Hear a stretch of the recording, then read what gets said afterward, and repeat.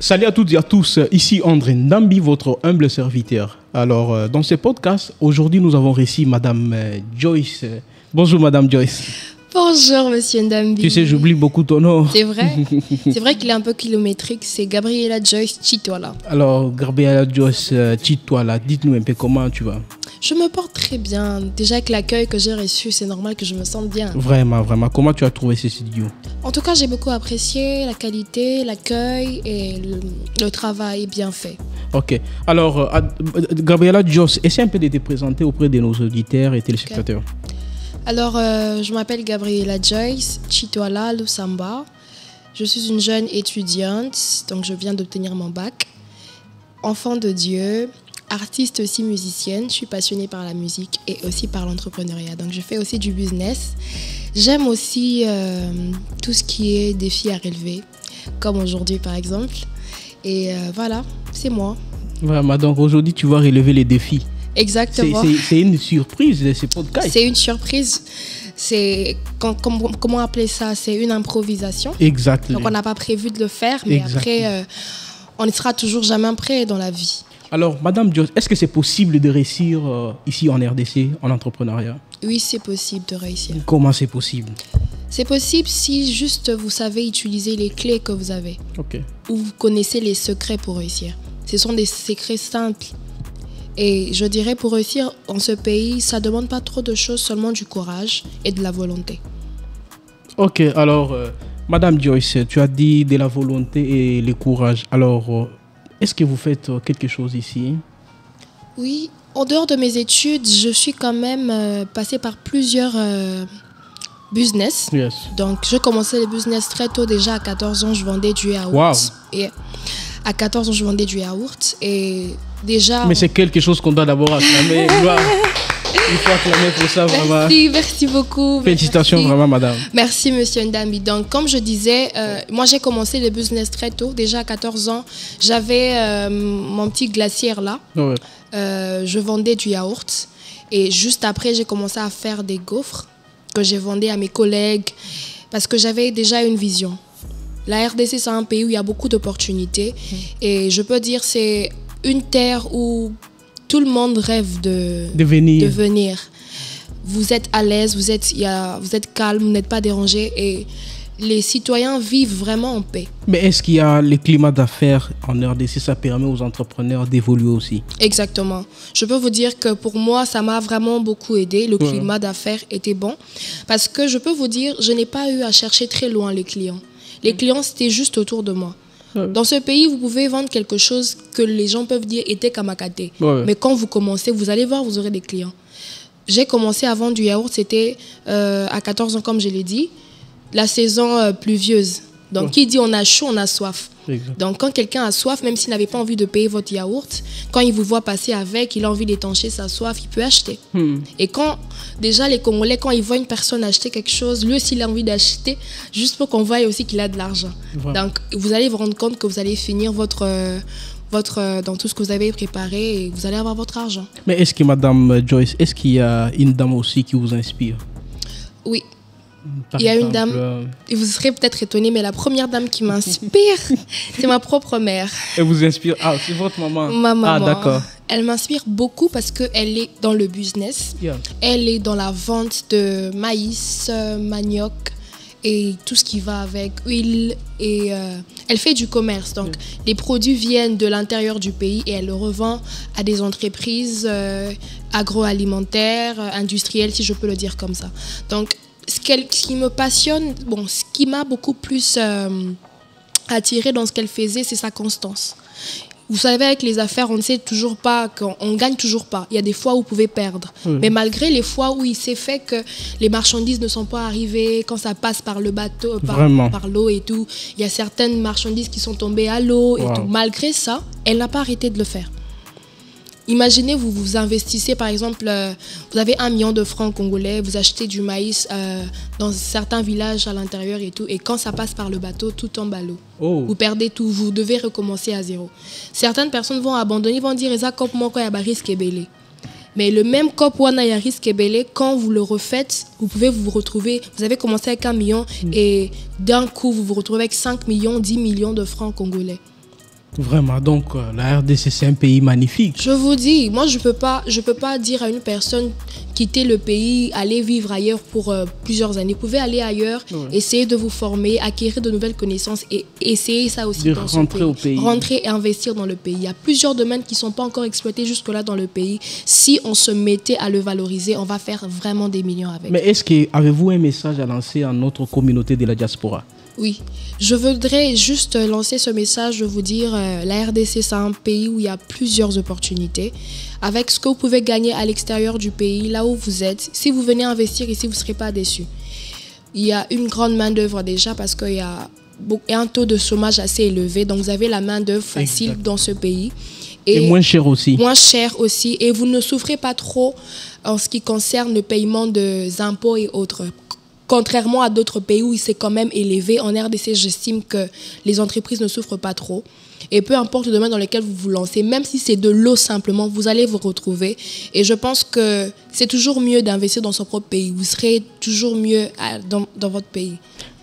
Alors, Madame Joyce, vous êtes jeune, une jeune dame que je respecte beaucoup d'abord. Merci, moi Et aussi. la question que moi je me pose, qu'est-ce qui vous pousse vraiment à vous distinguer de la communauté? Bon, je ne peux pas dire ce qui me pousse à me distinguer de la communauté, mais ce qui me pousse à être moi. Oui, à être toi, mais excellente quand même. Ah d'accord, merci. Oui. Il y a déjà une certaine soif que j'ai de la réussite. Exactement. Donc, la volonté farouche C'est ça. de réussir. De réussir et d'apporter une touche de l'excellence. Donc, quand toi, tu te lances dans un business, tu ne laisses tomber. C'est pas pour perdre. Vous avez remarqué un paquet rouge que je suis venue avec? Non, je n'ai pas remarqué. Je sais pas. Je suis entrée avec mon sac. C'est un cadeau pour moi ou comment? Non, c'est pas un cadeau, vous inquiétez pas. Moi, je pensais que c'est un cadeau pour moi. Aïe, aïe, aïe, Dans aïe, ce sachet rouge, il y a une chemise rose que je vendais. Enfin, que je vends toujours, elle est toujours en vente. Et il y a un client qui m'a sollicité, il m'a dit j'ai besoin d'une chemise de couleur rose, telle marque. J'ai dit j'ai pas celle-là, mais j'ai celle-ci. Quand j'apporte, il me dit c'est pas celle que je voulais. Je dis d'accord, mais je ne me suis pas découragée. Je sais que je vais trouver un client. Mais avant d'amener la chemise, tu n'avais pas envoyé la photo à la personne? Si, je l'avais envoyé la photo, mais quand il la voit, il dit non, à qualité. Je trouve que c'est pas celle que je voulais vraiment. J'ai dit il y a pas de problème. Mais qu'est-ce que je veux faire?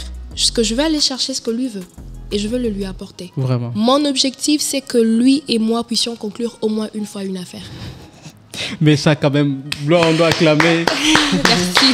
Félicitations vraiment pour le courage, madame. Tu sais, ce n'est pas facile d'exercer un métier au Congo, de bosser dire comme tu l'as fait. Mais moi, je vous respecte beaucoup et j'aime comme ça. Et nous sommes prêts aussi pour vous accompagner, vous soutenir. Donc, c'est quelque chose de très important. Est-ce qu'avez-vous aussi un message à lancer peut-être à chaque jeune qui nous suit en ce moment? J'ai un message d'éveil pour vous dire c'est le moment de se réveiller. C'est le moment de jeter l'éponge. Ça ne sert à rien de dormir dans un lit où vous êtes confortablement. Voilà, vous êtes confortable et le matin, vous n'avez pas d'argent. Et vous commencez à demander. Il faut être autonome quand on est jeune. Et ça fait en sorte qu'on soit respecté. Et pour que vous puissiez arriver à réaliser vos rêves demain, vous devez être, en dehors du fait d'avoir ce rêve, vous devez être courageux et être prêt à tout affronter.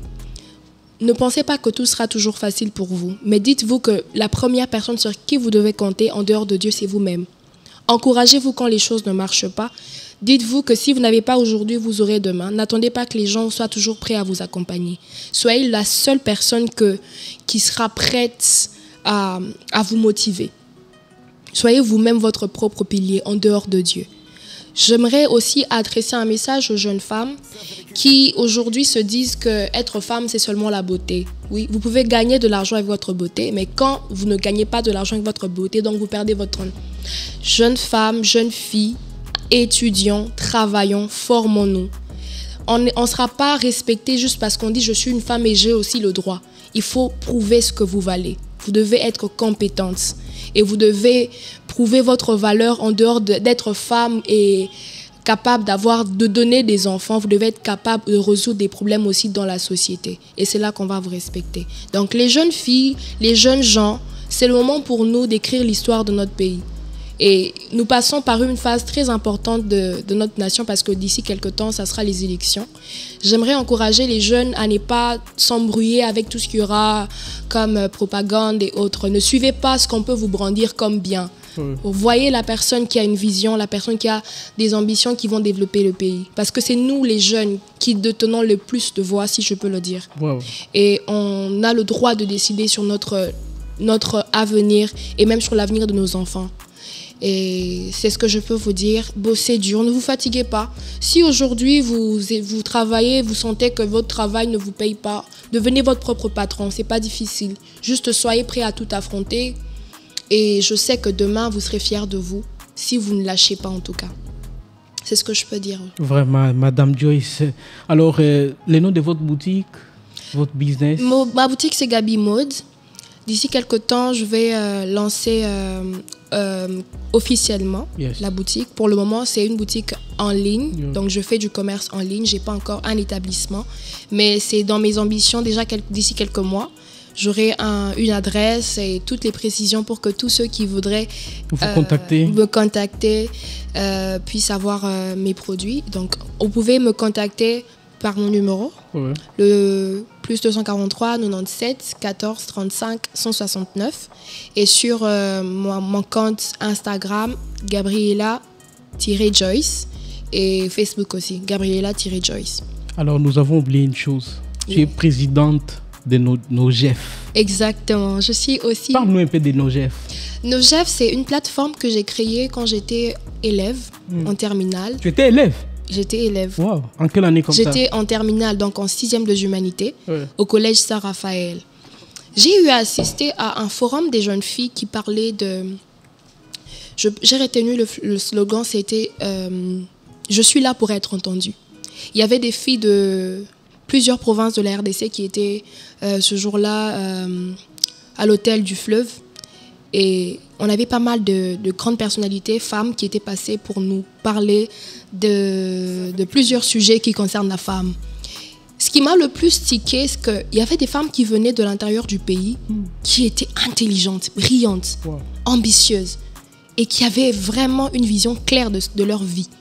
Mais j'ai dit, nous, à Kinshasa, on peut penser qu'on est au top, mais il y en a qui viennent des provinces qui savent déjà ce qu'elles veulent faire. Vraiment. À un si jeune âge, des filles de 14 ans, de 16 ans, de 18 ans.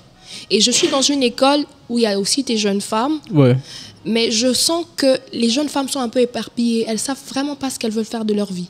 Elles ont des rêves, mais elles se laissent facilement embrouiller par tout ce qu'il y a comme TikTok, Instagram et tout ça. Elles n'ont pas une vision objective de leur vie. Exactement. Et je me dis, je ne peux pas être la seule à entendre ces choses, à voir ces choses, pendant qu'il y a mes sœurs qui sont encore dans l'ignorance. Pour bâtir, même si vous avez l'argent, même si vous avez déjà une idée de ce que vous voulez bâtir, vous ne pouvez pas le bâtir seul. Vous avez besoin des maçons, vous avez besoin des personnes qui vont porter du sable, vous avez besoin des personnes qui... Vous avez besoin la force de travailler en équipe. Voilà, vous avez besoin des gens. C'est ça les systèmes d'ailleurs anglophones. Exactement. Ils travaillent toujours en équipe. Le travail... Nous avons hérité les systèmes francophones qui est de travailler seul. Et ce n'est pas un système durable. Peut-être vous pouvez aller vite, mais vous n'irez pas trop loin. Donc, tu as pris l'initiative de réunir tes collègues. De réunir mes collègues femmes, jeunes filles, encore élèves. Vraiment. J'ai dit non, les filles, je pense que pour que les choses changent dans ce pays, les femmes ont aussi quelque chose à apporter. Les jeunes femmes. Les femmes. Les jeunes femmes ont quelque chose à apporter. Vraiment. Et comme on était là, on était encore élèves. Qu'est-ce qu'on peut faire? J'ai dit non, on peut parler. On peut communiquer. Donc nous avons une voix. Nous avons une voix. Et à partir de notre voix, nous pouvons lancer un message qui va réveiller les jeunes femmes pour qu'elles sachent ce qu'elles doivent faire de leur vie et qu'elles ont aussi quelque chose à apporter. Donc, la première des choses, on a dit, c'est vrai, on veut des jeunes femmes qui excellent, des jeunes femmes équilibrées, que ce soit dans leur foyer et aussi qui apportent un plus dans la société. La première des choses, c'est le mental, la structure mentale du Congolais. Le mindset. Oh, le mindset, je vous dis, cette affaire-là, au Congo... c'est autre chose, quoi. C'est autre chose, c'est quelque chose. Peu importe qui vous êtes, entrepreneur, si vous n'avez pas un bon mindset, je vous dis, vous n'irez pas loin. Et je me suis dit avec mes sœurs, mes amis, je dis, la première des choses qu'on doit faire, c'est qu'on doit communiquer pour que le mindset, donc le système de pensée, le mental des jeunes femmes change. Parce que c'est là qu'on peut commencer à bâtir. On ne peut pas bâtir sur une mauvaise terre. Si on veut aller en hauteur, on doit commencer en profondeur. Oui. Et la base de toute chose, c'est le mental. Donc, on a organisé une première conférence avec, bien sûr, M. Ndambi qui nous a accompagnés avec Fusion. Vraiment. Et je peux vous dire que vous pouvez voir les images sur notre page Instagram et Facebook NoGEF-RDC. NoGEF signifie Nouvelle Génération des Femmes Excellentes. Étant donné que mon plus grand rêve, c'est de voir l'excellence dans tout ce que je fais, je me suis dit, je voudrais que les jeunes femmes qui vont entendre nos voix ce jour-là puissent se dire, je dois exceller. Je dois croire en moi et je dois exceller dans ce que je fais. Le thème de notre conférence, j'avais beaucoup aimé moi-même. Ouais, c'était... Le thème était changer de mentalité pour innover et devenir actrice du développement dans sa communauté. Vraiment. Vous voyez, on a visé le développement. Mais pour arriver au développement, il fallait commencer par le changement de mentalité. Et quand vous changez de mentalité, vous voudrez innover. Il y a certaines choses qui, à un moment donné, étaient importantes, telles que je donne un exemple. En commercial, ceux qui ont commencé, ils utilisaient ce qu'on appelait...